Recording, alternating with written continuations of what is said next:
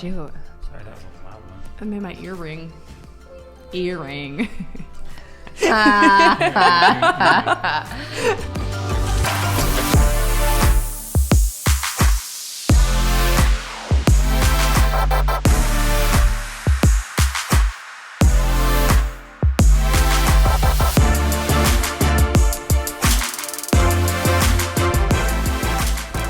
Hey everybody, welcome to the Deeper Into the Woods podcast. We're excited to be with you today because today's podcast is a special one. We've got one of our longest standing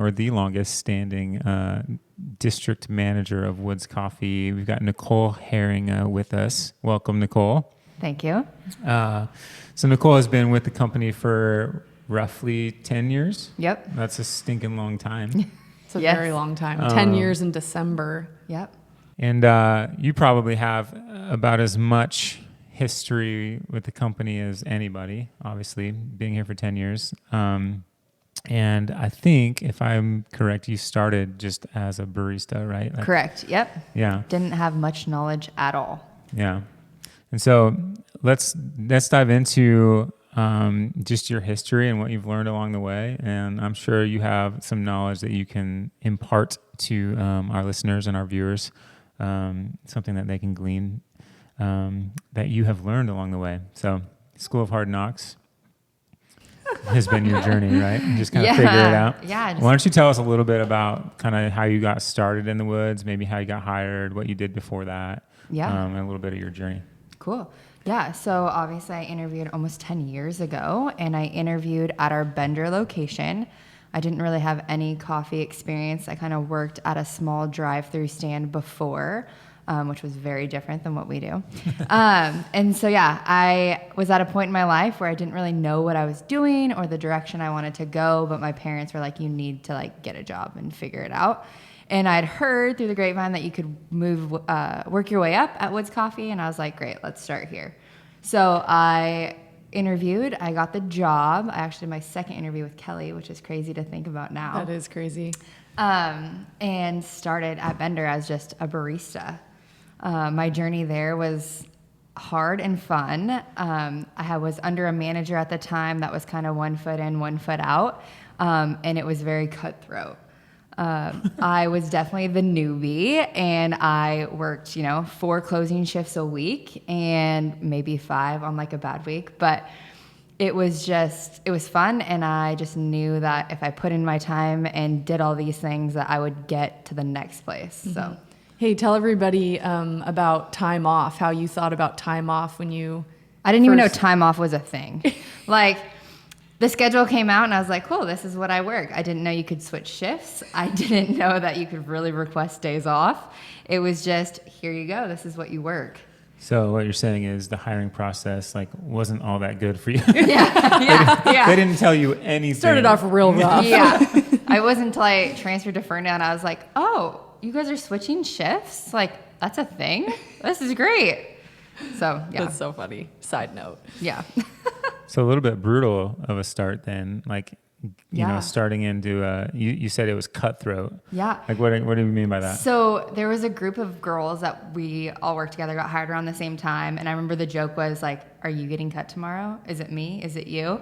And we laughed about it, and we hoped it didn't happen. And it didn't. But yeah, it wasn't until that manager finally moved on and we got someone new in and some new energy that the team really came together again. And we're like, okay, we're heading in the right direction. Yeah, and maybe you felt more secure in your job at that point. Yeah. That's actually probably pretty good that you had that experience, because now you are the person who is sort of managing the managers, the store managers. And so that gives you a really clear picture of how important the manager's role is, and how they treat their employees, and how they actually, set the tone for the store. Yep. Has that been your experience now? For sure. Yeah, I feel from a lot of the experiences I've had along the way, I coach the managers that I oversee now and help them not do some of those things. Right. And really create a healthy team environment, no matter if they're on their way out or not, or even where they're at in their life.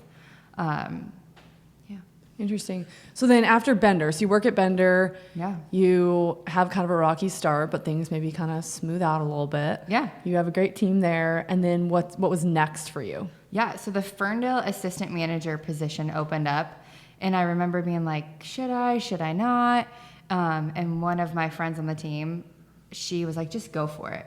Worst case, you don't get it and you stay here. Because I was really nervous, like, this is my family. Like, I know these girls so well in this store, and kind of going to the next store seemed really intimidating to me.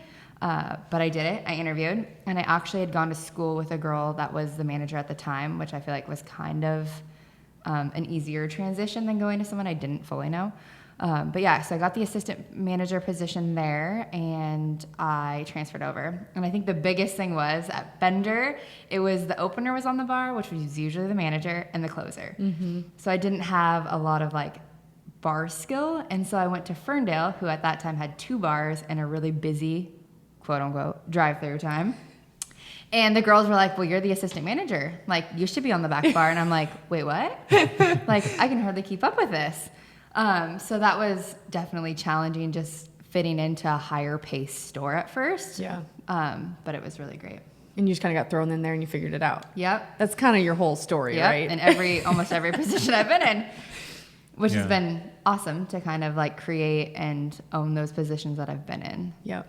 So then you're assistant manager at Ferndale, you're there for a bit, and then you became the manager at Ferndale. Yep. So during that time I was at Ferndale, I feel like was a growing phase for Woods in general. We actually had a district manager, which was kind of a new role, I feel like, at that time. That wasn't someone that was a family member. Right.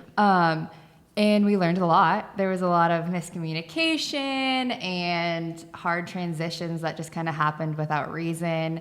And it was definitely a time where most people probably would have been like, I'm tapping out. Like, I'm done. This is not how I think it should go. But I knew that if we got through it, it would get better. And I could make the change for that too. So I just kept moving forward, really. Yeah. So in all those times where you got kind of thrown into positions, because then even when you became the manager of Ferndale, it was kind of just like, hey, here you go. You're the manager now, right? It was you like night and day. Thrown at it's like, as of tomorrow, you're the manager and you're down one body. So have fun. I got really sick. I was working like 7 days a week, and I was like, okay, there's got to be an end to this at some point. And there was. But I feel like my team earned a lot of respect for me during that time too, and realized it wasn't easy, and we all got through it together. Yep. And I think that's, again, the moral of your whole story here is you continued on even when it was like hard. Like, it would have been easy for you to leave, I think, at a couple different junctures of your career with us because of the situations you were put in. But you actually chose to just make it a part of your whole journey and say, nope, I'm going to figure it out. I'm going to rise above it. I'm going to get through it, and then I'm going to come out better. And you have every step of the way you've taken as a growing opportunity versus just saying like, now I'm just going to move on and do something different. Sure. And I think that stems from my childhood too. Like, my parents raised us to like never be quitters. Like, if you start something, you never quit until it's finished. And I feel like I always want to do a good job, so I never let there be reason to not do a good job. Yeah, we appreciate that about you. Oh, thank you. Yeah. So then after Ferndale, what's next? Oh, man. Well, there was a moment in there where they needed a manager at Lakeway, and you would come to me and be like, we really want you to manage this store. And I was like, great, I'll do it. You left, and 10 minutes later, I was like, absolutely not. I can't move right now. I was getting married a few months later, and I was like, I can't go into a new store and try and give it my all when I'm going to be off for 3 weeks. Like, it just didn't make sense for that season of my life, which was totally fine. Which then later led to the opportunity of going down to Skagit County and kind of forefronting this new community we were entering. Even though I lived in Linden, I like committed to making the drive and opening the College Way store down in Mount Vernon, which was really fun and different. Right. And then you opened the George Hopper store in Burlington. You managed both of those. Yeah. So 4 months later, I opened George Hopper and then oversaw both stores, and we're able to like create that team and the culture that we have up here down there. Yeah, that's really cool. Yeah, I mean, you influenced so much down there, and then beyond that, you helped us with opening the store in Canada. You helped us with opening the store in Bellevue. Yeah. You've done a lot of really important things here. Yeah. It's kind of fun, kind of cool. Okay, so to finish your journey here, how did you become district manager up here? Yeah, so as I came back from maternity leave, I kind of just oversaw the stores that I was opening at the time. And then we had a second district manager that oversaw the Whatcom County stores. And as she kind of led into a different season of her life, I was handed all of the stores. It was like, Once here again. you go. You I was proved like, yourself. all right. And I think it was like, oh yeah, we're going to look for another district manager. You know, you won't be doing this long term. It'll be fine. I'm like, great. Here we are 3 years later. Because you figured it out and you do it. And you do a really good job. Yeah. So why do we need another It's been one? super fun though. Yeah. That's so great. You actually have applied for the district manager job though multiple times. Like you Oh, yeah. didn't get that job your No. first try. Yeah. I was such a baby when I interviewed the first time. Like thinking if I would have got it then would have been terrible Yeah. actually. But yeah, I applied twice. But neither time did I let them like set me back or like stop me from pursuing it because I knew someday I could do it. Yeah. So took you me a didn't little let longer that than I get, thought. yeah, you Yeah. didn't let yourself get defeated at that Yeah. juncture of your career either. Correct. And I feel like timing is everything. Oh yeah, totally. So- Because you're right. If you would have got it the first time, it might not have ended well, No. right? Or it might have Yeah. ended. Yeah. Yeah. Yeah. I just gained so much experience during those years that I didn't get it. Yeah, that's great. So you obviously like brought up you got married in the last couple years here. You were on maternity leave, which maybe means you had a child or two. So tell us a little about your personal life. Yeah. I feel like I've actually kind of like grown up with Woods in a Yeah. sense. Like when I started, I just met my now husband. And then, yeah, we got married. We've been married for 5 years now, which is crazy. Crazy. And we have 2 boys, one who's 3.5 and one who is almost a year. And it's been really fun because even when I started, I worked with a group of girls and we're still friends now. And we've all got married together, had babies together, and it's just been a really fun journey with that. But yeah, we live in Linden. We have a couple acres. We have a couple of random animals. It's just been a really fun time. A couple random animals? Tell us about your animals. Talk about like farm animals. Farm animals, yeah. Yeah. So even when I was little, I grew up, I mean, I'm born and raised in Whatcom County. I grew up on 10 acres. We always kind of had like a funny farm with like goats and pigs and sheep and all of that stuff. I did 4-H. And so when I grew up, I was like, I'm done with animals. I'm not going to live on land. I'm going to live in a city. Not going to live in Whatcom County. And then I met my husband. And It it all was great. changed. Yeah. So, and I was right back to where I was. And so, yeah, so we have a couple cows, a couple dogs, a cat, some chickens, And you live on how many acres? 5 acres. 5 acres. Cool. So Yeah. it's like everything you didn't want. Yeah. But everything I needed. So I wouldn't Everything change it you for love anything. now. Right. Yeah. Yeah. Totally. So what do you do for fun? Yeah. Well, now with kids, I feel like kids are just a Fun. lot and they're fun and there's never a dull moment. But we like to go camping a lot. So we got a trailer a couple years ago and we have like a group of friends that we all kind of camp together. And so we always have our Memorial Day weekend trip that we like always look forward to. But other than that, every, other weekend in the summer, we try to go somewhere and do something. That's awesome. Yeah. Camping's great because it's a really like peaceful time, right? Like Yeah. if you can take a weekend and go camping and you really feel like you like Yeah. get away, right? Yeah. And most places don't have service. Yep. So you actually get to like unplug and Right. recharge because you don't have any other Right. option. Yeah, that's awesome. Yeah, kind of especially in forcing your you. role. I mean, for those that don't know, I mean, like that is your job is to answer your phone. Yeah. And deal with whatever Yeah. You're just things on all the come time. up. Yeah. So camping is going to be an Yeah. amazing thing for you to disconnect. Yeah, it's Yeah, really we've good. just recently started doing that as well, camping and Yeah. living the glamping life. I guess more glamping. Yeah, than it's more camping. glamping. Same. But we used yeah, to we've be had a lot of fun. campers. Now we're glampers. yeah. Yeah, you guys were tent campers. Yeah, and when we then started. Now you're like, Then we got that. kids. Yeah. We're like, Yeah, yeah, Oh it's yeah, a little bit easier with the trailer. for Tents and sure. kids. For sure. But yeah, Yeah. you guys just went on a fun trip. Yep. We went on a 2-week road trip. Yeah. And there's something about camping that's really a good like de-stressor. It really just like you're out usually in open space or somewhere far away from like hustle and bustle. Yeah. And no service a lot. Yeah. So that combination's really, really great for relaxation and disconnecting. So Yeah. it's great. So hey, that's good. You're on brand. I mean, Woods Yeah. brands like all Yeah. about. Like, hey, find that adventure. Go get it. Yeah. You've got all kinds of adventures going on Yeah, in you your do. family. Really Yeah. cool. Very fun. Man, I'd love to know. So it sounds like your whole journey has been, I said it before, like a school of hard knocks kind of thing. Like where it's trial by fire, just get in there, figure it out. And I think you're setting a tone for like what it takes to rise up in any company, really. Like it takes this amount of grit. Bless you. It takes this amount of grit, you know, like, okay, I'm going to go for this position. I don't get the position. I'm just going to keep going anyway. Yeah. I think that has been the thing that has made you grow probably the most as a leader. Would you agree with that? Yeah. So taking all of those experiences, like what's the most valuable thing that you could take away from your whole 10 years Oh, of shoot. being a barista, being a manager, and now being a district manager, that whole journey, like what's the most valuable thing that you've learned so far? I think for me, it was just like being okay with the process, like Yeah. never doubting it and just trusting that like if I put in the time and energy, like it will pay off. Yeah. And just trusting that. I used to always ask Kelly, like, what do I need to do? Like, what are some things I can work on? She's like, just keep doing what you're doing. And I'd be like, what do you mean? Like, okay. But it was just trusting that like, okay, what I'm doing right now is great and it'll get me to where I need to or want to go.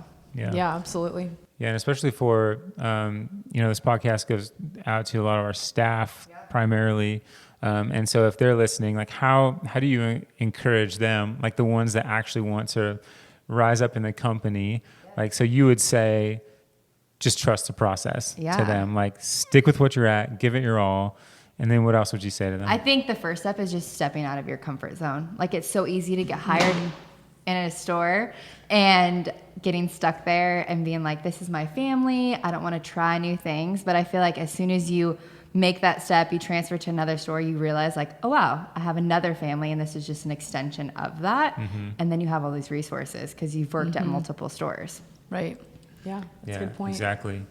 And then so what about people like outside of Woods? Like, have you learned something that you think you can take to other places? Like, let's say you're like, Woods is a joke. Let's get out of here. Oh, shoot. You know what I mean? But like, let's say a chapter turns and you find yourself in a different career path.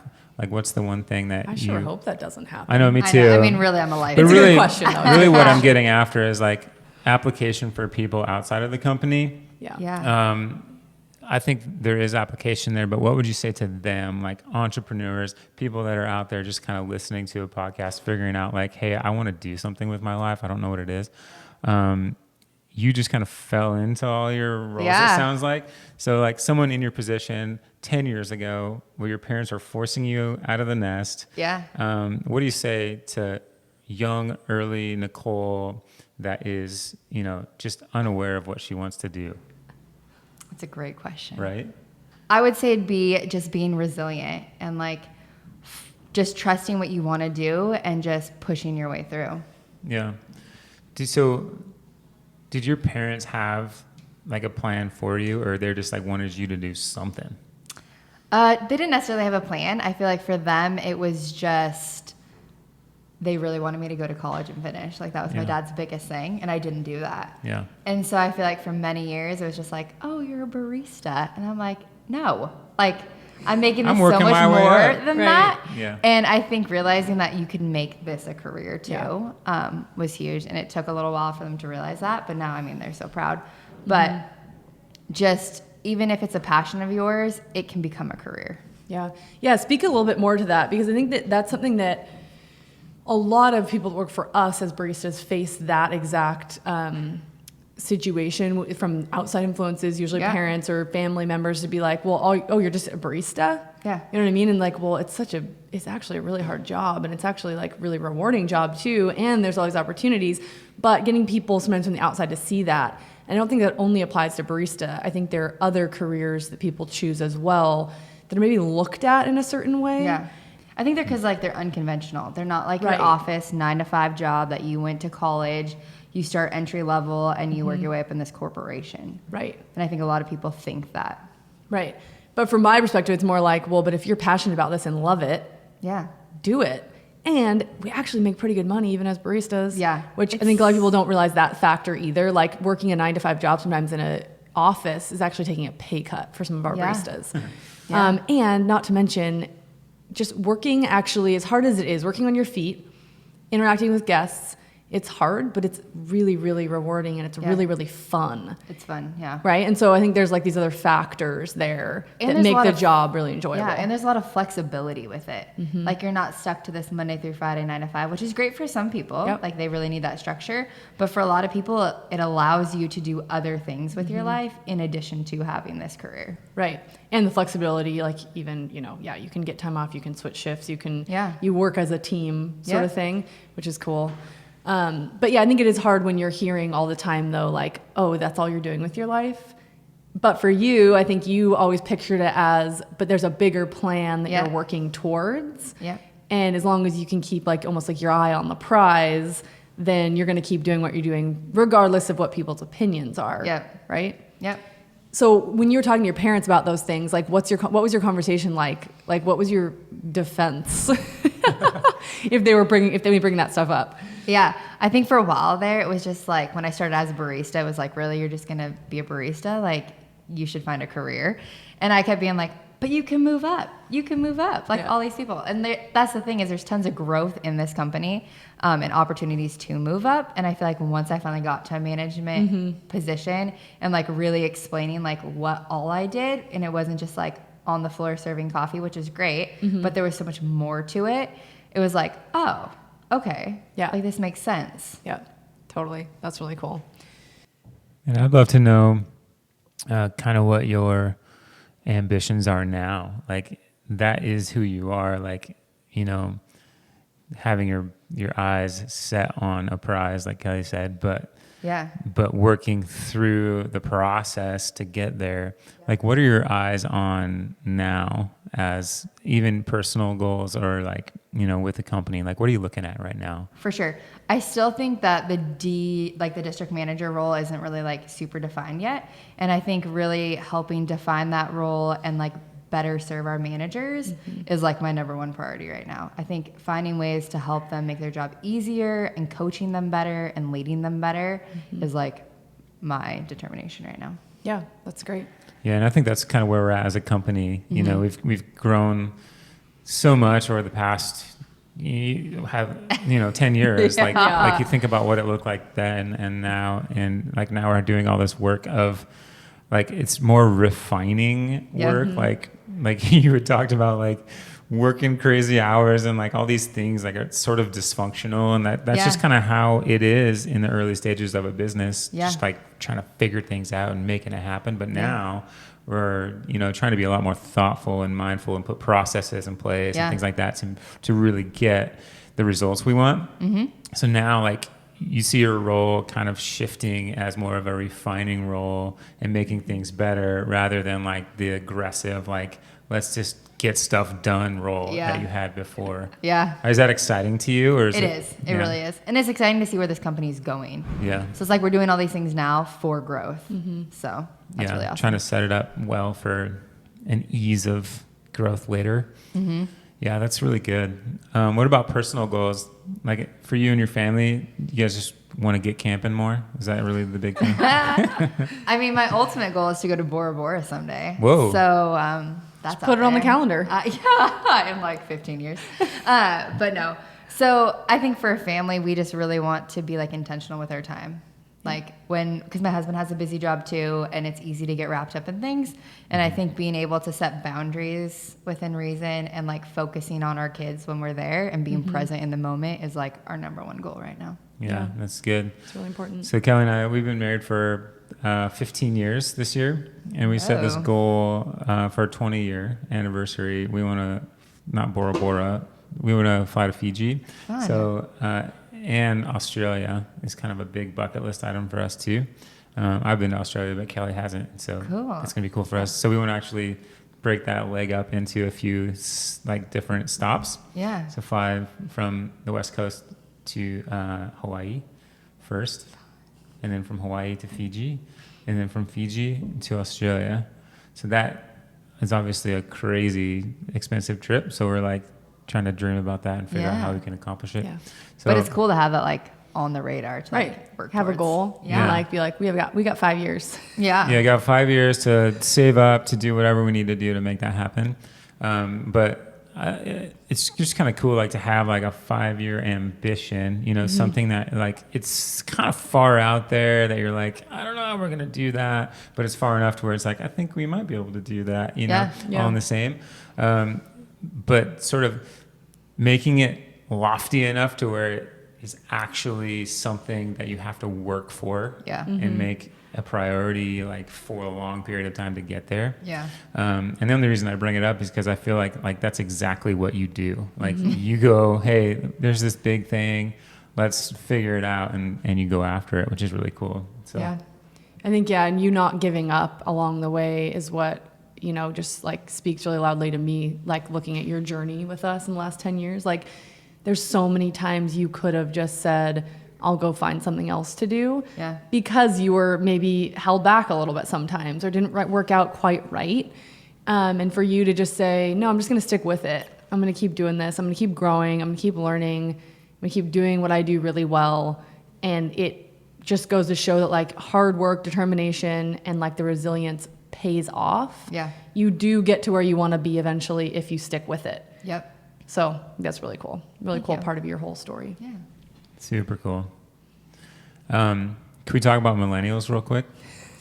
I want to talk about millennials. Sure. So our staff, I mean, well, actually, probably like what's the next Nicole's one? a millennial. What's the next? Me. What's the one after that? I forget. It's like generation, like Something else. Z or something. Is it Z? Whatever. Okay, whatever generation comes after millennials. Man, so all that to say, like our staff, like the staff that we are hiring right now, like they're probably right out of high school. And we were talking with Wes about this, and he's on the podcast. And the staff that are like 18 right now, were basically like babies coming to Woods Coffee, you know, as children, as you know, and so they've never known a world without Woods Coffee. And it's the craziest thing to me. Like that is nuts, right? And so now these kids are, you know, applying to work for Woods. And so with that, sort of, we're always hiring this younger generation, like right out of high school. They're working through college or whatever.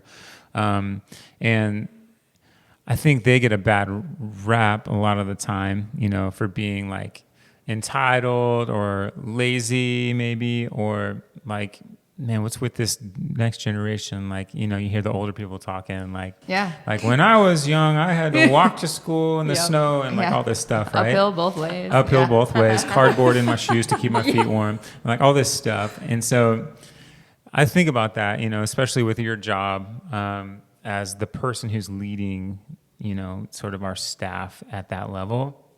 What do you see are the kind of the red flags or the things that are like a hindrance to that younger generation working in a company like ours? You know, like, because if we have 100 people apply, maybe like 5 of those people end up being, you know, on staff, because our standards are super high, because our product needs to be very high quality and the service is high quality. We have a very high standard. So what are some of the things that are hindering people from sort of making the cut? I mean, I just saw you had interviews today, like people walking in and out of here. So just kind of give us a glimpse into that world, like the people that are getting cut off the list. What are they lacking? Yeah, I think... You can be brutal too, because we're not going to name any names. Yeah, I think one of the biggest thing is a work ethic. Like nowadays, it's hard to come by, and when you find the people that have it, like it's amazing. Like it just like almost makes or break the position. Like it's going to be so much easier for that person to catch on and like produce what we need them to do because they understand how to work. Not saying that we don't hire some people that, you know, don't have that, but it's a bigger job for the managers to instill like what it is to have a job and like what that looks like. So I feel like sometimes that can be a hindrance a little bit. Totally. And another thing I know that you always look for when you're interviewing is like the personality piece, because obviously what we do is all about the people, all about the guest. And so if anyone coming in is uncomfortable talking to people, kind of like putting yourself out there all the time with just making that great first impression, then it also just doesn't really work, because every single interaction you have in a day working as a barista at Woods Coffee is a first impression. Yeah. Right. And so you have to really be someone that's willing to just talk and engage with people and read people and all those things, kind of like the demands we place on the job. Yeah. But a lot of it comes down to, I'd say personality and definitely work ethic. Mm-hmm. Yeah, and that's incredible. Like that's incredibly valuable to someone who's like trying to make something of themselves. Yeah. Like the one thing that they need to hear is you need to work hard Yeah. to get whatever you want. Like there's no easy path to anything. No. You have to be gritty about it and just keep your nose to the grindstone and go for it, right? Yeah. Mm-hmm. Yeah. Absolutely. Yeah, that's good. I mean, I think, the people that are on staff at Woods, they're exceptional because they have been through that process of hiring. I would love to get a glimpse into that process. And I think a lot of people listening would also want to know. Like a lot of our baristas have been through it or whatever, but people outside of our company, that is something that I know that people have reached out. Like, how do you guys do that? How do you guys find these great people? That's always sort of what we hear is like, Woods baristas are like, they're just different. They're next level, Yeah. And yes, absolutely they are. But it doesn't happen, by happenstance. It's like we're seeking out these people and then training them to be even better. Yeah. So take us through like a little bit of the process, and either one of you guys can do this too. Like, I think it's just super valuable. Yeah. Like finding the right people. Yeah. Like, how do we find the right people? I think a lot of it comes from referral, people that have worked for us. I feel like we find a lot of great people through that. And people that are our guests that come in every day because they understand who we are and what we do. Yeah. And they can reciprocate how we've treated them. And they have like a full understanding of that. That is cool. I didn't know that. That happens quite a bit. Yeah. I mean, we like sometimes have recruited guests too. Yeah. Like, just they come to drive through every day and the barista's like, you should work here. You'd be so good, Yeah. Yeah. You find that person that's like bubbly and nice and like super friendly and like just feels like genuinely cares about you. Yeah. And you're like, do you want to work here? Yeah. You're actively recruiting. Yeah. But seriously. That's good. So they apply, and then what happens? Yeah. So then applications get sent out to all of our managers, and they're constantly filtering through them, checking them, and then when they're hiring, they'll set up all the interviews. And then from there, That's at the store level. Store level. Managers hiring for their store. for their store. Yep. And then when they feel that they found someone really awesome, they get sent to a second interview, which would be with myself or our other district manager, and we kind of put the final stamp of approval on that. Yeah. So there's checks and balances in place. Yep. Not 100% relying on the manager's intuition, but they're always getting a second opinion on the person just to validate their decision. For sure. Have you had ones where it's like, no, like the first one? There's been a few times. And there's some times where the manager will have a super great interview with that person, but maybe didn't ask a couple of the right questions. And so then, say I ask those questions, I'm like, wait, they can't do these things, or they're not able to, whatever it may be. And so it's a great, I think that's really cool because then you're eliminating the possibility for like an emotional decision, like maybe they have a special connection with that person, like sort of on this social emotional level. Yep. They're like, I just really like them. But then they come in for a second interview and it's like, well, but they don't work hard. Like they're not a great fit. They're not a good fit for what we're actually looking for the tasks of the job. Yep. So I just think that's a really cool double, two. Yeah. And something process. that we really work hard on is putting in a lot of effort on that front side of hiring someone to hopefully set up the store for success in the long run with that person.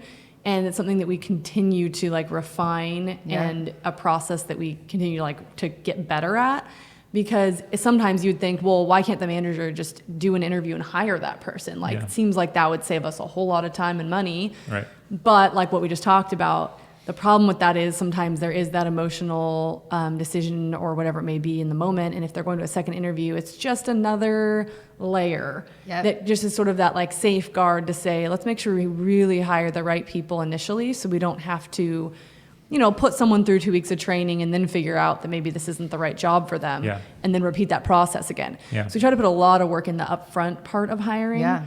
We also do a quiz for everybody that gets hired. So it's really kind of the reason we do that is proof that you're taking this seriously and you really want this job. Because as much as we want to hire people, we want them to want to work at Woods Coffee. We want them to be that their choice is this job. It's not, oh, I applied 5 places, Woods happened to be the one that offered me a job. Right. We want to make sure that that person applying really wants to work at Woods, not just needs a job. Because there's definitely a difference in how you embody the culture at Woods if you really want to be there versus just, I'm working for a paycheck, I need a job. Because we're all about the connection, the community that we have in our stores, like you referenced earlier on in our conversation about your store becomes your family. Yeah. You get really connected to those people, and that's our hope, right? We're hoping that you work with a team of people that you just really enjoy and love to be with. So it's like almost like we're really having a safeguard around that to make sure that right person is going to be placed in that team to enhance the team even more, not hinder it in any way. Yep. So that's a little bit more about, I feel like anyway, for me, like the philosophy behind the hiring process. Another thing we did this year was we're actually still kind of in the process of it, but redefining that whole interviewing system and the job descriptions of each different position in our company, and actually putting like characteristic traits to them, which not everybody does. I think it's kind of catching on a little bit more. Other companies are also doing the same, but really having this sort of outline of really what it means to be a barista at Woods Coffee. And even for the person applying, they can read that and say, yes, that's me. Yeah. Like I fit that. I can work there and really do a great job.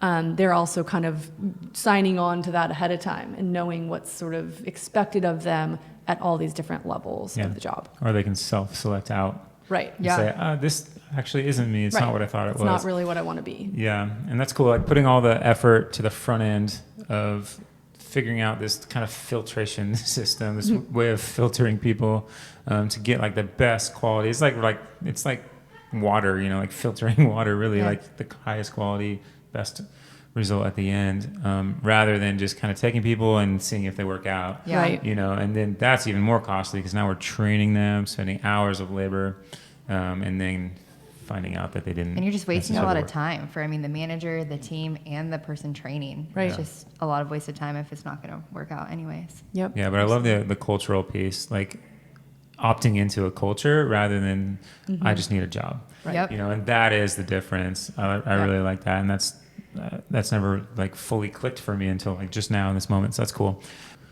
Man, that is awesome. So, as you think about now your whole job, you've been through hard times, great times, and we talked about the hard times a little bit. Yeah. What is sort of your favorite thing about your job now that you get to do, or the people you work with, whatever? Like, what is your favorite thing right now? Yeah, my favorite thing is the relationship side of it. Like along this journey, I have made friendships and relationships with guests that I would have never had the opportunity to do had I not been in this job or this position.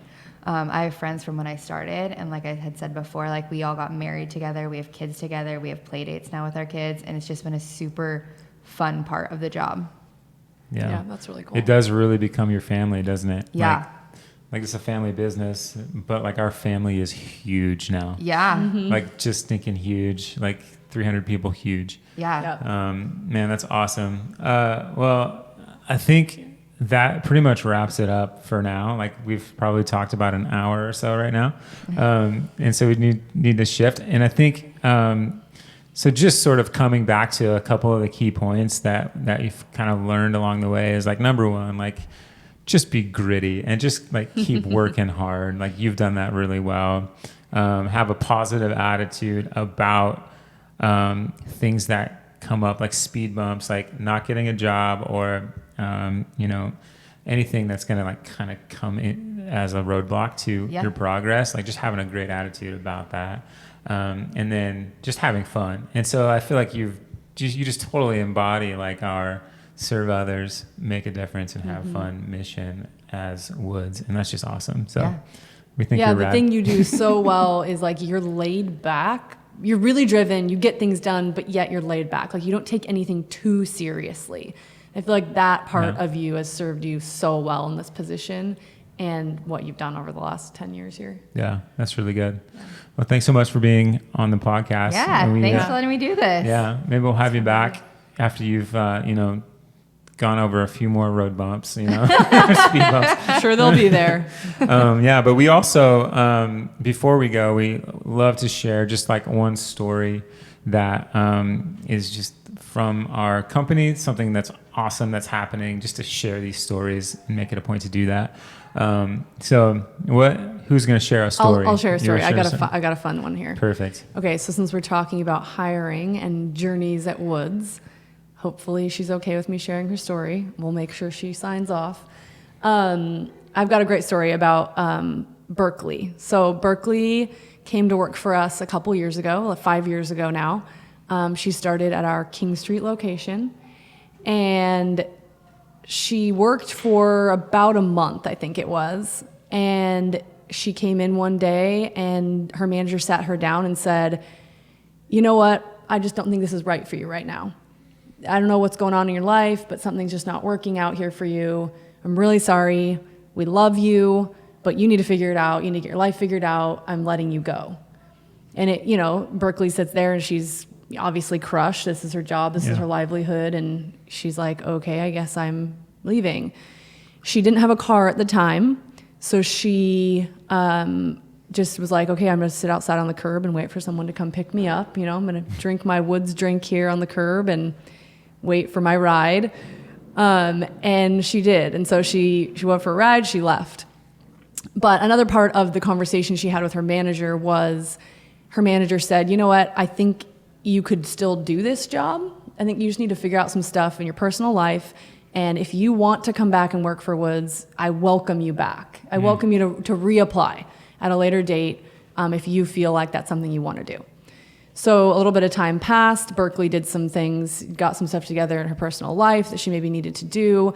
And she ended up coming back to work for Woods. And she got rehired at Woods. And her journey the second time around was amazing. She has done great things. She continued to just learn and grow and just really get settled into the job. Wow. She transferred to different locations. She then became an assistant manager, and now she manages one of our stores. And she's been a manager now for a couple months. Yeah. And her career with us has just been amazing and worked out great. And she's completely, just embodies our culture and who we are. And she too has made amazing friends and made connections here with the community in Bellingham. And it's just gone amazing because that manager initially that hired her left that door open for her. Yeah. And it's just really cool to see that journey unfold in a really, not great way at first, but then it ended up turning out all right. Yeah. Yeah. And it sounds like Berkeley really persevered through that too. Yeah. Like that's a tough thing to hear. To go. That's kind of like a soul crusher, at first where you're like, really? Like, and a lot of people stop right there. Right. And they go, well, fine, I'm out of here. Yep. Like, forget it. Yep. And then they hold hatred in their heart, toward people. But that's awesome. Berkeley chose, to just strive after it, and like same as Nichole, to like not let this thing, this speed bump, like stop her. Yeah. But actually keep going, make the changes that need to happen, keep your eye on the prize, keep your head up, and just keep going and work hard. That's awesome, man. Right, and taking a setback more as like a learning opportunity versus like just, like you said, like it can be crushing, but it can be crushing for a minute as long as you say, I'm going to use this now. Yeah. As part of my story, I'm going to use it as growth. I'm going to figure out what I need to do differently now, make some changes, and keep going. And not see it as someone who is like coming down on you, but someone who loves you and says, these are the things that I see in your life that need to change. If you change these, welcome back. Like, we want you here, but you can't be here like this. You have to grow. And that's just like really cool leadership. So who was her manager? Like, that's amazing. Yeah, at the time, that manager was Sharday, which also has worked for us for 10 years. Yeah, I started back with her if she's listening, you go Sharday. Sharday is one of my favorites. Yeah. She's great. Man, that is a cool story. Yeah. All right. Well, thank you guys so much for watching or listening. I would encourage you to please review and share this podcast with your friends. We do want it to spread and to grow. We want to help people through this in any way we can, as well as subscribe to it as well so you get the latest update as new podcasts come online. Thank you so much for listening, watching. We'll see you next week. Take care.